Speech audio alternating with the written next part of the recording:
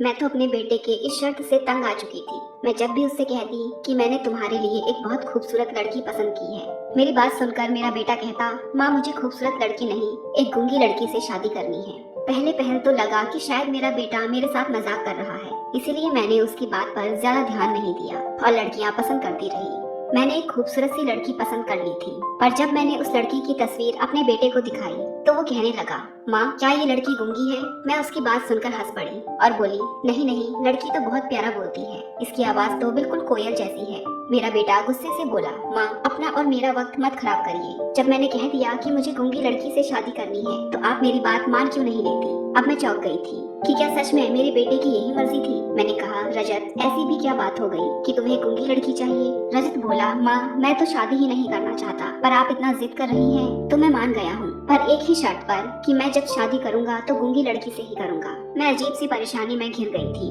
क्योंकि मैं रजत को बचपन से जानती थी। वो शुरू से ही बहुत गंभीर था, हर वक्त गहरी सोच में डूबे रहता, अपने काम से काम रखने वाला। उसने कभी बेवजह हंसी मजाक भी नहीं किया था, इसीलिए मैं अच्छी तरीके से जानती थी कि वो ये सब मजाक नहीं कर रहा है, क्योंकि उसकी हर बात पत्थर की लकीर होती थी। एक बार फिर मैंने उसे समझाते हुए कहा, बेटा अगर तुम अभी शादी नहीं करना चाहते हो तो ठीक है, पर यह गूंगी लड़की क्यों? लोग मजाक बनाएंगे। उसने कहा, क्यों माँ, गूंगी लड़कियां इंसान नहीं होती? बेटा ऐसी बात नहीं है, मगर तुम अच्छी तरीके से जानते हो कि मैंने अगर तुम्हारे लिए गूंगी लड़की ढूंढी, लोग कहेंगे कि रजत में न जाने ऐसी कौन सी कमी थी जो मैंने तुम्हारे लिए गूंगी लड़की ढूंढी। उसने कहा, माँ मैंने आज तक किसी की परवाह नहीं की, मुझे लोगों की बातों से कोई मतलब नहीं है, मैं शादी करूंगा तो गूंगी लड़की से ही करूंगा। रजत की जिद के आगे मैंने हार मान ली थी, मगर सबसे बड़ी परेशानी तो ये थी कि गूंगी लड़की ढूंढो तो कहाँ से ढूंढो। खैर रजत के इस फैसले को मैंने मान लिया था क्योंकि मैं चाहती थी कि रजत का घर जल्द से जल्द बस जाए, क्योंकि मेरा एक ही बेटा था। मैं चाहती थी कि उसका घर अपने जीते जी बसता देख सकूं। एक यह भी वजह थी कि मेरी उम्र अब धीरे धीरे ढल रही थी, मुझसे घर के काम ही नहीं होते थे। जब रजत 2 साल का था तो उसके पापा इस दुनिया से चल बसे थे। उस वक्त मेरी उम्र बहुत कम थी। मुझे लोगों ने मशवरा दिया कि मैं दूसरी शादी करके अपना घर बसा लूं, मगर मैं रजत की वजह से यह कदम न उठा सकी। अपनी औलाद तो हर इंसान को प्यारी होती है, मगर मुझे रजत से इस कदर प्यार था कि मैं उसके लिए कुछ भी कर सकती थी। जब भी मुझसे कोई कहता कि तुम दूसरी शादी कर लो तो मेरे दिमाग में यह ख्याल आता कि अगर मेरे दूसरे पति ने मेरे बेटे का ख्याल न रखा तो, अगर वो उसकी जिम्मेदारी लेने से इनकार कर दिया तो मैं क्या करूंगी। बस इसी वजह से मैंने दूसरी शादी नहीं की। मुझे रजत से बहुत लगाव था। मैंने अपने घर का माहौल एकदम दोस्ताना रखा था। मैं चाहती थी कि मैं और रजत एकदम दोस्तों की तरह रहें और एक दूसरे के साथ हर बात शेयर करें, पर मैं ऐसा करने में नाकाम रही। न जाने रजत क्यों खोया खोया सा रहता था। शुरू में तो मुझे लगा कि बच्चा छोटा है, बाप की कमी को महसूस करता होगा, शायद जब बड़ा हो तो ठीक हो जाए, मगर यह मेरी गलतफहमी थी। वो तो बड़े होने के बाद और गुमसुम रहने लगा। फिर मैंने सोचा किसी ऐसी लड़की से शादी करवाऊंगी जो बहुत हंसमुख होगी, रजत से ढेर सारी बातें करेगी तो रजत धीरे धीरे सुधर जाएगा। मगर मेरे इस अरमान पर भी रजत ने पानी फेर दिया। हमेशा की तरह इस बार भी मैंने रजत के ख्वाहिश के आगे हार मान ली थी। मैं उसके लिए अब गूंगी लड़की ढूंढने लगी थी, मगर मुझे यह नहीं पता था कि गूंगी लड़की ढूंढना इस कदर मुश्किल हो जाएगा। मैंने कुछ लोगों से कहा भी कि मुझे रजत के लिए गूंगी लड़की चाहिए, पर परेशानी की बात तो यह थी कि कोई भी मेरी बात गंभीरता से नहीं लेता था। मैं जिस किसी से गूंगी लड़की की बात करती वो आगे से कहता, छोड़ो तुम गूंगी लड़की, यह देखो तस्वीर, यह कितनी प्यारी लड़की है, एमए पास है और बहुत खूबसूरत भी है। लड़कियों की तस्वीरें दिखाकर लोग तारीफ करते हुए नहीं थकते थे, लेकिन मैं अब बहुत परेशान हो चुकी थी। मेरे हाथ में कुछ भी नहीं था। एक दिन मैंने बड़ी मुश्किल से घर का काम निपटाया और थोड़ी देर के लिए चारपाई पर बैठ गई। तभी मेरे दरवाजे पर दस्तक हुई। एक औरत आई। उस औरत को देखते ही मैं पहचान गई। वो अक्सर ही हम लोगों के घर आकर कुछ खाने पीने की चीजें मांग लिया करती थी। वो बहुत गरीब थी। मुझे लगा शायद कुछ खाने पीने की चीजें मांगने आई होगी। उसे देखकर मैंने कहा, ठीक है मैं तुम्हारे लिए कुछ लाती हूँ। उसने कहा, नहीं दीदी, मुझे आज कुछ नहीं चाहिए, मैं आपसे कुछ कहने आई हूँ। मैंने कहा, हाँ बताओ क्या बात है। उसने कहा, दीदी यह बात कहना ठीक भी है कि नहीं, बस आपके बारे में सुना कि इस वक्त आप बहुत परेशान हैं तो बताने आ गई। अगर मेरी बात आपको बुरी लगी तो नादान समझकर मुझे माफ कर दीजिएगा। मैंने कहा, बताओ तो सही क्या बात है, इतनी पहेलियां क्यों बुझा रही हो? जो भी कुछ कहना है साफ साफ कहो, कहना क्या चाहती हो? उसने कहा, दीदी मेरी एक बेटी है जो गूंगी है और कम उम्र भी। मैंने सुना है कि आपके बेटे ने शर्त रखी है कि जब वो शादी करेंगे तो गूंगी और कम उम्र लड़की से ही करेंगे। अगर आप मेरी बेटी से अपने बेटे की शादी करवाना चाहें तो मैं खुशी खुशी अपनी बेटी की शादी आपके बेटे से करने को तैयार हो जाऊंगी। मैं मालती की बात सुनकर बहुत सोच में डूब गई थी।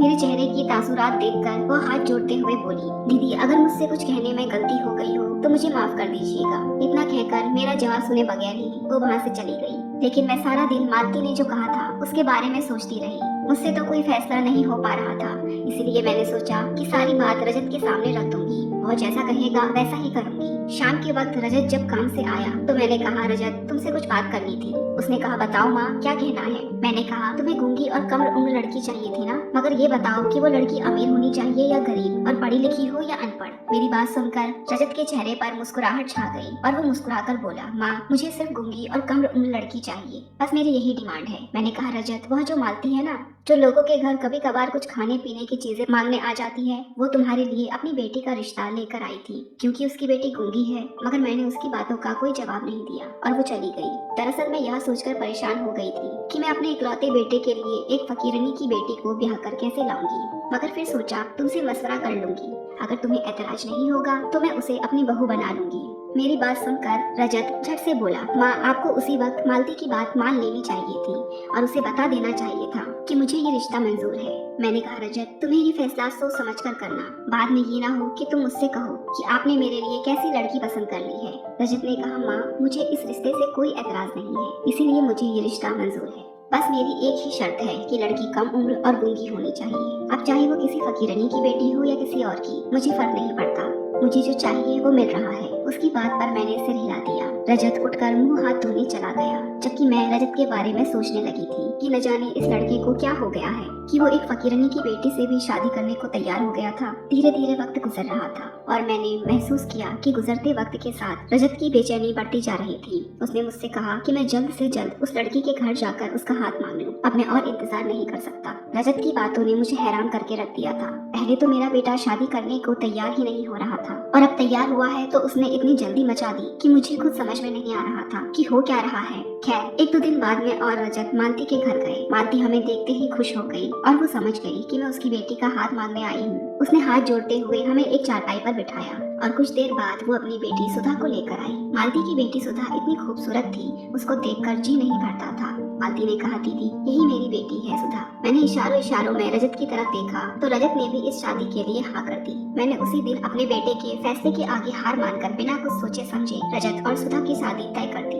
दीदी, मेरी बेटी सुधा पूरी तरीके से गूंगी नहीं है, बस भगवान ने इसे आवाज नहीं दी है, लेकिन यह हम सबकी बातें सुन सकती है, बस बोल नहीं सकती। मालती की बात सुनकर मैंने कहा, चलो अच्छी बात है, हमें इसके साथ इशारों में बात नहीं करनी पड़ेगी, हम जो कुछ भी कहेंगे यह समझ जाएगी। मालती ने कहा, हाँ दीदी। रजत ने अपना फैसला सुनाते हुए कहा कि मैं इस शादी के लिए ज्यादा इंतजार नहीं कर सकता। अगर अगले हफ्ते आप लोगों को मंजूर है तो हम ये शादी करने को तैयार हैं। रजत की इस बात पर मुझे बहुत गुस्सा आया कि इस लड़के को शर्म नाम की कोई चीज भी है कि नहीं। हम बड़ों के आगे यह अपना ही फैसला सुनाने लगा, और शादी की इतनी भी जल्दी क्या है, आखिर इतना बेचैन क्यों है। पर अब तक मैंने अपने बेटे के हर फैसले पर हामी भरी थी, तो ये फैसला भी मुझे उसका मानना ही था। इस बात पर मैंने मालती की तरफ देखा तो उसे भी जल्दी शादी करने में कोई एतराज नहीं था। रिश्ता तय करने के बाद मैं और रजत दोनों घर आ गए। धीरे धीरे मैं रजत की शादी की तैयारी करने लगी और वो वक्त भी आ गया जिस दिन रजत की शादी थी। रजत ने पहले ही कह दिया था कि मेरी शादी सादगी से होगी, इसीलिए हमने शादी में ज्यादा तामझाम नहीं किया और रजत और सुधा की शादी करवा दी गई और सुधा दुल्हन बनकर हमारे घर आई। सुधा बहुत ही खूबसूरत थी। उसकी खूबसूरती देखकर मैं सोचने लगी कि काश ये बातें करती तो कितना अच्छा होता।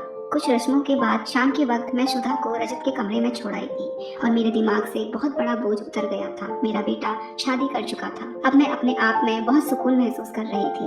अब मुझे मौत भी आ जाए तब भी मुझे ज्यादा परेशानी नहीं होती, क्योंकि बेटे के प्रति जो मेरा फर्ज था अब मैं पूरा कर चुकी थी। आज मैं सोने के लिए बिस्तर पर लेटी तो मेरे सामने आज का सारा मंजर घूम गया था। न जाने रजत ने ऐसा क्यों किया था। पहले तो वो शादी करने को ही नहीं तैयार हो रहा था और अब वो हथेली पर सरसों जमा कर बैठ गया था कि जब शादी करूंगा तो गूंगी लड़की से करूंगा। न जाने ये लड़का क्या करना चाहता। खैर, मैंने सर झटक दिया और सोने के लिए आंखें बंद कर ली। सुबह जब सोकर उठी तो अपने बहू बेटे के लिए नाश्ता बनाया और उनके कमरे में दे आई। रजत बहुत खुश लग रहा था, जबकि मेरी बहू बड़ी शरमाई शरमाई सी नजर आ रही थी। खैर, मैं उन दोनों को नाश्ता देने के बाद कमरे से बाहर आ गई थी। थोड़ी देर बाद रजत कमरे से बाहर आया तो मैंने उससे पूछा, बेटा तुम्हारी पत्नी तुम्हें कैसी लगी? उसने मुस्कुराकर बोला, माँ मुझे जैसी लड़की चाहिए थी सुधा बिल्कुल वैसी ही है, बस अभी थोड़ी नासमझ है, धीरे धीरे समझ जाएगी। रजत की बातें सुनकर मुझे तसल्ली हुई। मेरा बेटा खुश था। समझो मुझे दुनिया में जन्नत मिल गई। थोड़ी देर बाद रजत घर से बाहर गया तो सुधा मेरे पास आई और इशारे से कहने लगी, मैं ये बर्तन धो लूंगी। मैंने कहा, नहीं बेटी, अभी तुम्हें कुछ दिनों तक आराम करना है, उसके बाद तुम किचन में मीठा बनाओगी, उसके बाद काम करती रहना। पहले मुझे यह बताओ कि तुम्हें खीर बनानी आती है? खीर तुम्हारे पति को बहुत पसंद है। उसने उदासी से ना में सर हिला दिया। तो मैंने कहा, कोई बात नहीं, मैं तुम्हें सिखा दूंगी। दिन तो ठीक ही गुजर गया, मगर जो ही रात हुई तो मेरा बेटा कहने लगा, माँ आज मैं और सुधा छत पर सोएंगे। कल भी सारी रात बहुत गर्मी लगती रही थी। मैं रजत की बात सुनकर हैरान थी, क्योंकि धीरे धीरे तो सर्दियाँ आने वाली थी, तो कमरे में इतनी गर्मी कैसे? खैर, मैंने इस बात का ज्यादा विरोध नहीं किया। मुझे लगा कि शायद इन दोनों को प्राइवेसी चाहिए होगी। अभी दोनों छत पर जाने की बात कर रहे हैं। वे दोनों पति पत्नी छत पर सोने चले गए तो मैं अपने कमरे में आ गई। सुबह जब सुधा नीचे आई तो वो बहुत ज्यादा थकी हुई लग रही थी। कल तो वो इस वक्त बहुत खुश नजर आ रही थी, पर आज क्या हुआ? मैंने सुधा का हाथ पकड़ते हुए बोला, बेटा क्या बात है? तुम मुझे कुछ बुझी बुझी सी लग रही हो। क्या ऊपर सर्दी लग रही थी? सुधा मुझे इशारे से कुछ बताने लगी। अभी मैं कुछ समझ नहीं पाई थी। तभी वहाँ पर रजत आ गया और उसे डांट कर कमरे में जाने को कहा। सुधा रजत की बात सुनकर कमरे में चली गई। मुझे रजत का यह रवैया बिल्कुल अच्छा नहीं लगा, मगर मैं क्या कर सकती थी? मैं नाश्ता बनाने लगी। नाश्ता बनाकर जब मैं कमरे में ले जाने लगी तो मुझे रजत की बात सुनाई दी। वो सुधा को डांट कर कहने लगा, सुधा तुम मेरी एक बात याद रखना, हम दोनों पति पत्नी के बीच जो कुछ भी है हम दोनों के बीच ही रहना चाहिए। मैं तुम्हें इस बात की हरगिज इजाजत नहीं देता कि तुम मेरी पर्सनल बातें मेरी माँ के साथ शेयर करो। तुम यह मत समझना कि मैं घर से बाहर चला जाऊंगा तो मुझे पता नहीं चलेगा कि तुमने मेरी माँ को क्या बताया है। अगर मुझे कुछ भी ऐसा वैसा पता चला तो मैं तुम्हें छोड़ दूंगा। मैं तो रजत की बातें सुनकर ही दंग रह गई थी। मैं थोड़ी देर बाद गला खुखार कर उनके कमरे में चली गई। मेरे सामने रजत बिल्कुल नॉर्मल था, बल्कि सुधा के साथ भी हंस हंस कई बातें कर रहा था। उन दोनों को नाश्ता देकर मैं कमरे से बाहर आ गई और सोचने लगी कि न जाने रजत की परवरिश में मैंने कौन सी गलती कर दी है।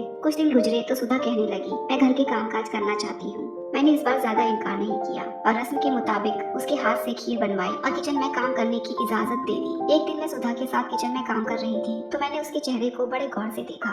उसका चेहरा मुझे मुरझाया हुआ लग रहा था। आंखों के नीचे गहरे निशान पड़ गए थे। उसका चेहरा थका थका लग रहा था। मेरे घर में हर चीज मौजूद थी, खाने पीने की कोई कमी नहीं थी, मगर सुधा मेरे घर आकर बहुत कमजोर हो गई थी। इससे तो अच्छी वो अपनी गरीबी में थी, जहाँ पर उसकी माँ मांग मांग कर अपने बच्चों का पेट भरती थी। आज रजत भी ऑफिस गया हुआ था, इसलिए मैंने सोचा कि मैं सुधा से पूछती हूँ कि उसे इस घर में किस चीज की कमी है, वो क्यों परेशान रहती है। मैंने उससे कहा, बेटा खाना पेट भरकर नहीं खाती तुम? क्या तुम्हें मेरे हाथ का खाना नहीं अच्छा लगता? उसने ना में सर हिलाया और इशारों में बताने लगी कि ऐसा कुछ नहीं है, मैं पेट भरकर खाती हूँ। आप खाना बहुत अच्छा बनाती हैं। तुम्हारी माँ जब मुझसे पूछेंगी कि मेरी बेटी इतनी कमजोर क्यों हो गई है तो मैं उन्हें क्या जवाब दूंगी? सुधा की आंखें आंसुओं से भीग गई थी। उसने मुझे इशारों से बताया कि उसे रजत से डर लगता है। उसकी बात सुनकर मैं बहुत ज्यादा परेशान हो गई थी।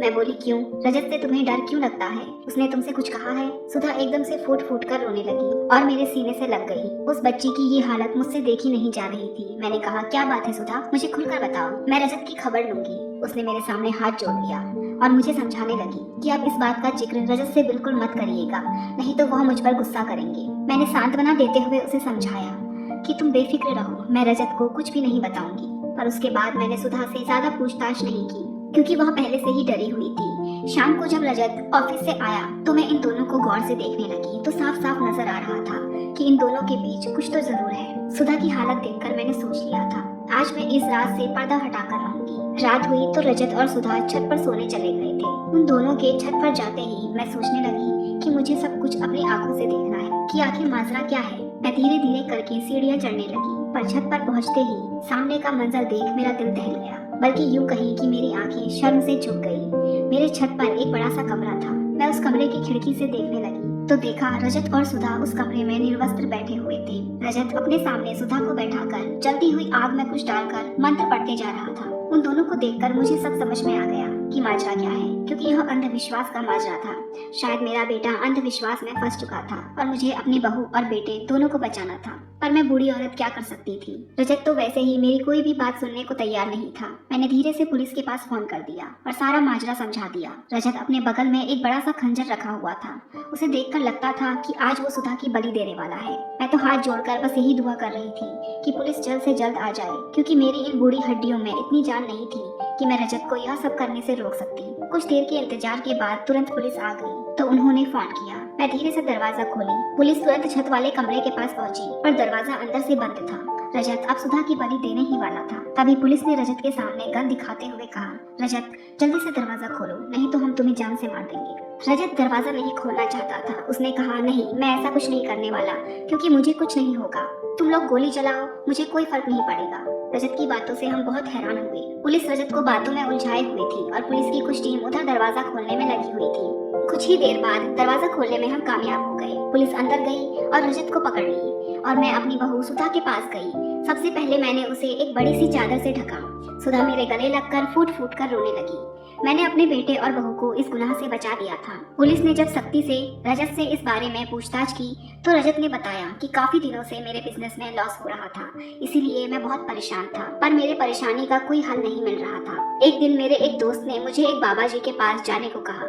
जब मैं बाबा जी के पास गया तो उस बाबा जी ने पूछा, क्या तुम्हारी शादी हुई है? मैंने कहा, नहीं। बाबा जी ने कहा, जल्द से जल्द शादी कर लो और अपनी नई नवेली दुल्हन को अपने सामने निर्वस्त्र बैठाकर एक मंत्र पढ़ो और 1 हफ्ते की पूजा के बाद उसकी बलि दे दो, जिससे तुम्हारे सारे बिगड़े काम बन जाएंगे और तुम धीरे धीरे बहुत पैसे वाली हो जाओगी। पर यह काम बहुत मुश्किल था, क्योंकि किसी भी लड़की से मैं शादी करता तो वो ये सब मेरी माँ को बता देती। इसीलिए मैंने गूंगी लड़की से शादी करने का फैसला किया, क्योंकि वह मेरे और अपने बीच की बातें किसी को नहीं बता पाएगी। आज लास्ट दिन था। आज मैं सुधा की बलि देने वाला था, पर मौके पर आप लोग पहुंच गए। रजत के मुंह से यह सब सुनने के बाद मैंने उसे एक थप्पड़ जड़ा और कहा, मेरी परवरिश में कहाँ कमी रह गई थी कि तुम इतने पढ़े लिखे होने के बावजूद अंधविश्वास में फंस गए। काफी पूछताछ के बाद रजत ने उस बाबा जी का एड्रेस दिया। पुलिस ने उस बाबा को गिरफ्तार कर लिया और रजत को एक मानसिक डॉक्टर को दिखाया गया। डॉक्टर ने रजत को कुछ दिनों तक हॉस्पिटल में रहने को कहा। मैंने इजाजत दे दी और उसे यह विश्वास दिलाया गया कि यह तंत्र मंत्र जादू टोना कुछ भी नहीं होता है और किसी की बलि देने से कोई भी इंसान अमीर नहीं हो जाता। रजत का कुछ दिनों तक इलाज चला। धीरे धीरे करके रजत के व्यवहार में परिवर्तन आने लगा। कुछ दिन बाद वह पूरी तरीके से ठीक हो गया। पूरी तरीके से ठीक होने के बाद रजत अस्पताल से घर आया। मैंने माली बुलवाकर रजत और सुधा का कमरा खुशबूदार फूलों से सजवा दिया, क्योंकि मुझे पता था कि मेरा बेटा इस अंधविश्वास के चक्कर में आकर अपनी पत्नी के साथ अपनी नई जिंदगी की शुरुआत भी नहीं किया होगा। और पार्लर वाली को बुलवाकर मैंने सुधा को भी एक दुल्हन की तरह तैयार करवाया और उसे रजत के कमरे में बिठा दिया। कुछ देर बाद रजत सुधा के कमरे में गया, पर मुझे अभी भी डर लग रहा था कि कहीं रजत के दिमाग में अभी भी अंधविश्वास न भरा हो। आज मुझे पता चला कि एक माँ को अपने बच्चे का घर बसाने के लिए किन किन परिस्थितियों से गुजरना पड़ता है। मैं मजबूर होकर उन दोनों के कमरे के दरवाजे के पास गई। मुझे डर था कि रजत कहीं सुधा को परेशान न कर रहा हो, पर ऐसा कुछ नहीं था। मुझे आहट हुई कि रजत और सुधा बहुत खुश नजर आ रहे थे और दोनों अपने प्यार की गुफ्तगू में मगन थे। अगली सुबह सुधा जब सोकर उठी तो उसके चेहरे पर प्यार भरी मुस्कुराहट थी। रजत और सुधा की खुशी देखकर मैंने उन दोनों को प्यार से गले लगा लिया।